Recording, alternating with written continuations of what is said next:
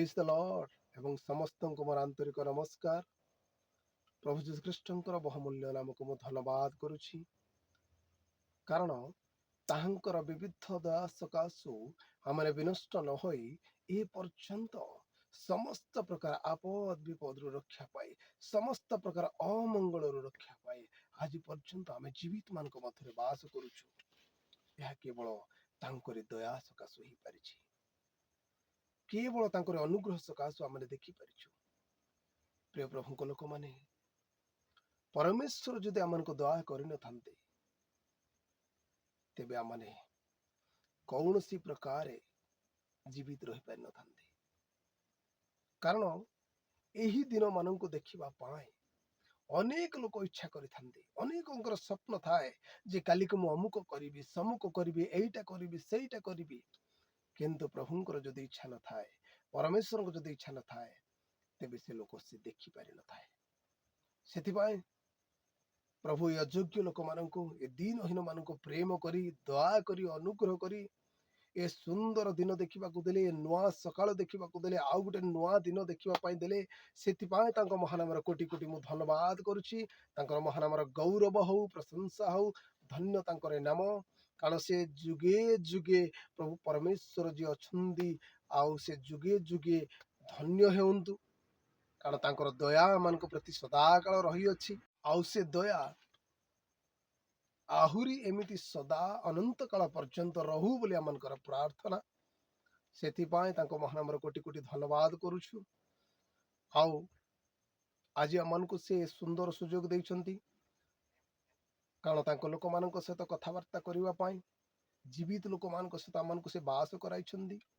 ସେଥିପାଇଁ ତାଙ୍କ ମହାନାମର କୋଟି କୋଟି ଧନ୍ୟବାଦ ହଉ। ଆଉ ଆଜି ଆମେ ଚିନ୍ତା କରିବା ପରମେଶ୍ୱରଙ୍କ ବିଷୟରେ, କାରଣ ସେ ତାଙ୍କ ବିଷୟରେ ଚିନ୍ତା କରିବା ପାଇଁ ଆମମାନଙ୍କୁ ଏ ଦିନମାନ ଦେଇଥାନ୍ତି, ତାଙ୍କର ଗୌରବ କରିବା ପାଇଁ ଏ ଦିନମାନ ଦେଇଥାନ୍ତି। ସେଥିପାଇଁ ଆମେ ସମୟକୁ ନଷ୍ଟ ନ କରି କେବଳ ପରମେଶ୍ୱରଙ୍କର ଗୌରବ, ପରମେଶ୍ୱରଙ୍କର ସ୍ତୁତି ବନ୍ଦନା କରିବା ପାଇଁ ଆମେ ଯେପରି ଏ ଜଗତ ମଧ୍ୟରେ, ବ୍ୟସ୍ତବହୁଳ ଜୀବନ ମଧ୍ୟରେ ସମୟ ବାହାର କରି ପରମେଶ୍ୱରଙ୍କର ଗୌରବ କରିପାରିବା, ଯଦ୍ୱାରା ପରମେଶ୍ୱରଙ୍କର ସହିତ ଆମମାନଙ୍କର ଗୋଟେ କନେକ୍ସନ ହେଇଯାଇଥାଏ। ଆଉ ଯୋଉମାନେ ନିରନ୍ତର ପ୍ରାର୍ଥନା କରନ୍ତି, ପରମେଶ୍ୱର ସେମାନଙ୍କ ସହିତ କଥାବାର୍ତ୍ତା ହୁଅନ୍ତି, ପରମେଶ୍ୱର ସେମାନଙ୍କର ସମସ୍ତ ଚିନ୍ତା ନେଇଯାଇଥାନ୍ତି। ସେଥିପାଇଁ ପ୍ରିୟ ଶ୍ରୋତା ବନ୍ଧୁଗଣ, ଆଜି ଆମେ ଚିନ୍ତା କରିବା ତାଙ୍କ ପରମେଶ୍ୱରଙ୍କ ବିଷୟରେ। କାରଣ ପରମେଶ୍ୱର ଜାଣନ୍ତି ଯେ ଜଗତରେ ମନୁଷ୍ୟମାନେ ଦିନେ ନା ଦିନେ ନିଶ୍ଚୟ ବିପଦରେ ପଡ଼ିବେ ବୋଲି। ସେଥିପାଇଁ ପରମେଶ୍ୱର କହିଲେ, ବିପଦ ସମୟରେ ଆମ୍ଭ ନିକଟରେ ପ୍ରାର୍ଥନା କଲେ ଆମ୍ଭେ ଉତ୍ତର ଦେବା ବୋଲି। କିନ୍ତୁ ଆଜି ବି ଆମ ମଣ୍ଡଳୀ ମାନଙ୍କ ମଧ୍ୟରେ ଏମିତି ବିଶ୍ୱାସୀ ମାନେ ଅଛନ୍ତି ଯେ ବିପଦ ସମୟରେ ପରମେଶ୍ୱରଙ୍କ ନିକଟରେ ପ୍ରାର୍ଥନା ନ କରି ମନୁଷ୍ୟ ମାନଙ୍କ ଉପରେ ଭରସା ରଖିଥାନ୍ତି, ବା ମନୁଷ୍ୟ ମାନଙ୍କ ଉପରେ ଆଶା ରଖିଥାନ୍ତି। ଆଉ ସେମାନଙ୍କୁ ଯାଇ ନିଜର ଦୁଃଖ ପ୍ରକାଶ କରିଥାନ୍ତି, ବା ନିଜର ଦୁଃଖର ବେଦନାକୁ ସେମାନେ ଜଣାଇଥାନ୍ତି କୌଣସି ସାହାଯ୍ୟ ପାଇବା ଆଶାରେ। କିନ୍ତୁ ସେମାନଙ୍କ ଠାରୁ ବା ମନୁଷ୍ୟ ମାନଙ୍କ ଠାରୁ କୌଣସି ସାହାଯ୍ୟ ପାଇପାରନ୍ତି ନାହିଁ, କୌଣସି ସାହାଯ୍ୟ ପାଇପାରନ୍ତି ନାହିଁ ପ୍ରିୟ ପ୍ରଭୁଙ୍କ ଲୋକମାନେ। କାରଣ ବର୍ତ୍ତମାନ ଯୁଗର ମନୁଷ୍ୟମାନେ, ବର୍ତ୍ତମାନ ଜଗତର ମନୁଷ୍ୟମାନେ କେବଳ ନେବା ଜାଣିଛନ୍ତି, ଦେବା ଜାଣିନାହାନ୍ତି। ଆଉ ଯଦି ଆପଣମାନେ ଯଦି କାହାକୁ ଦେଉଥିବେ, ତେବେ ସେ ପ୍ରେମ କରନ୍ତି ଆପଣମାନଙ୍କୁ। ଆଉ ଯୋଉ ଦିନଠୁ ଆପଣ ଦେବାଟା ବନ୍ଦ କରିବେ, ତେବେ ତାଙ୍କର ପ୍ରେମ କମି ଯାଇଥାଏ। କିନ୍ତୁ ଆମର ପରମେଶ୍ୱର ସେମାନଙ୍କୁ ଏତେ ପ୍ରେମ କଲେ ଯେ, ଏ ଜଗତକୁ ଏତେ ପ୍ରେମ କଲେ ଯେ ତାଙ୍କର ଏକମାତ୍ର ପୁତ୍ରଙ୍କୁ ଆମ ପାଇଁ ଦେଇଦେଲେ। ଆଉ ଯୋଉ ପୁତ୍ର କି ଆମଙ୍କର ପାପ ସକାଶୁ, ଆମଙ୍କର ଅପରାଧକୁ ନିଜ ଉପରେ ନେଇ ସେ ଆମ୍ଭ ମାନଙ୍କ ନିମନ୍ତେ ଆମଙ୍କର ପାପ ସକାଶୁ କ୍ରୁଶ ଉପରେ ତିନୋଟି ମେଘରେ ନିଜର ପ୍ରାଣ ତ୍ୟାଗ କଲେ। ଏହି ପ୍ରକାର ପ୍ରେମ ପରମେଶ୍ୱର ଆମମାନଙ୍କୁ କରନ୍ତି। କିନ୍ତୁ ଆଜିର ମନୁଷ୍ୟ ପରମେଶ୍ୱରଙ୍କର ପ୍ରେମକୁ ନ ବୁଝି ପରମେଶ୍ୱରଙ୍କର ପାଖକୁ ନ ଯାଏ, ପରମେଶ୍ୱରଙ୍କୁ ନିଜର ଦୁଃଖର ବେଦନାକୁ ନ ଚଳାଏ ବା ପରମେଶ୍ୱରଙ୍କୁ ନିଜର ଚିନ୍ତା ନ ଦେଇ ମନୁଷ୍ୟ ମାନଙ୍କୁ ଜଣାଇଥାନ୍ତି। କିନ୍ତୁ ମନୁଷ୍ୟ ମାନଙ୍କ ଠାରୁ କୌଣସି ସାହାଯ୍ୟ ପାଇପାରନ୍ତି ନାହିଁ। ଆଉ ସେହି ପ୍ରକାର ଲୋକମାନଙ୍କୁ ପରମେଶ୍ୱର କହନ୍ତି, ଯାହାକି ଗୀତ ସଂହିତା 91:15 ଲେଖା ଅଛି। ଆଉ ମୁଁ ତାହା ପଢି ଦଉଛି, ଦୟାକରି ଆପଣ ମାନେ ଧ୍ୟାନର ସହିତ ଶୁଣିବା ହେଉନ୍ତୁ। ସେ ଆମ୍ଭ ନିକଟରେ ପ୍ରାର୍ଥନା କଲେ, ଆମ୍ଭେ ତାହାକୁ ଉତ୍ତର ଦେବା।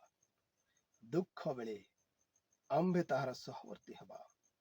ଆମ୍ଭେ ତାହାକୁ ରକ୍ଷା କରିବା ଓ ତାହାକୁ ସମ୍ଭ୍ରମ କରିବା।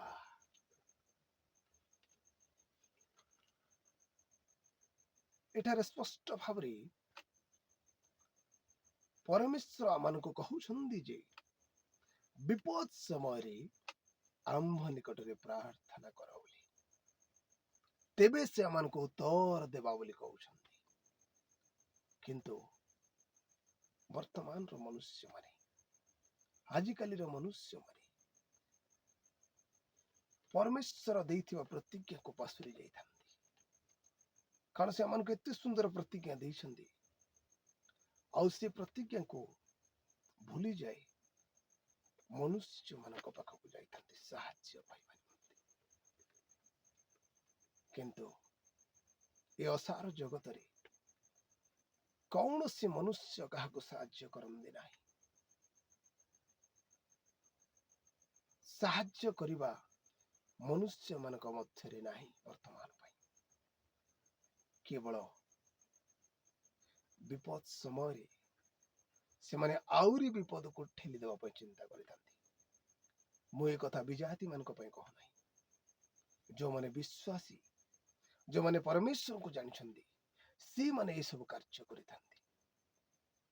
ସେଥିପାଇଁ ପ୍ରିୟ ଶ୍ରୋତା ବନ୍ଧୁଗଣ, ଆପଣମାନେ ଯଦି ପରମେଶ୍ୱରଙ୍କୁ ବିଶ୍ୱାସ କରୁଛନ୍ତି ବା ପରମେଶ୍ୱରଙ୍କ ବିଷୟରେ ଜାଣିବାକୁ ଚାହୁଁଛନ୍ତି, ତେବେ ଏସବୁ ପ୍ରତିଜ୍ଞାକୁ ଆପଣ ମାନେ ଦୋହରାନ୍ତୁ। ଏସବୁ ପ୍ରତିଜ୍ଞାକୁ ପରମେଶ୍ୱରଙ୍କ ନିକଟରେ ରଖି ପ୍ରାର୍ଥନା କରନ୍ତୁ। କାରଣ ସେ ପ୍ରତିଜ୍ଞା କରିଛନ୍ତି, ତେବେ ସେ ପୁରା ମଧ୍ୟ କରିବେ। ସେ ପ୍ରତିଜ୍ଞାକୁ ସେ ସଫଳ ମଧ୍ୟ କରିବେ। ଏଣୁ ମୋର ପ୍ରିୟ ଭାଇ ଏବଂ ଭଉଣୀ ମାନେ, ମନୁଷ୍ୟ ଭାବରେ ଆମେ ଜନ୍ମଗ୍ରହଣ କରିଛୁ ମାନେ ବିପଦ ଆମମାନଙ୍କ ପାଇଁ ସୁନିଶ୍ଚିତ ଅଛି।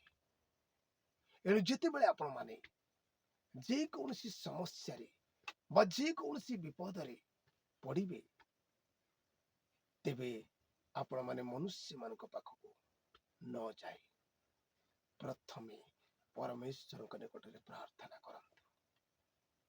ପରମେଶ୍ୱରଙ୍କ ନିକଟରେ ନିଜର ସମସ୍ତ ଚିନ୍ତାକୁ ଦେଇ ଦିଅନ୍ତୁ।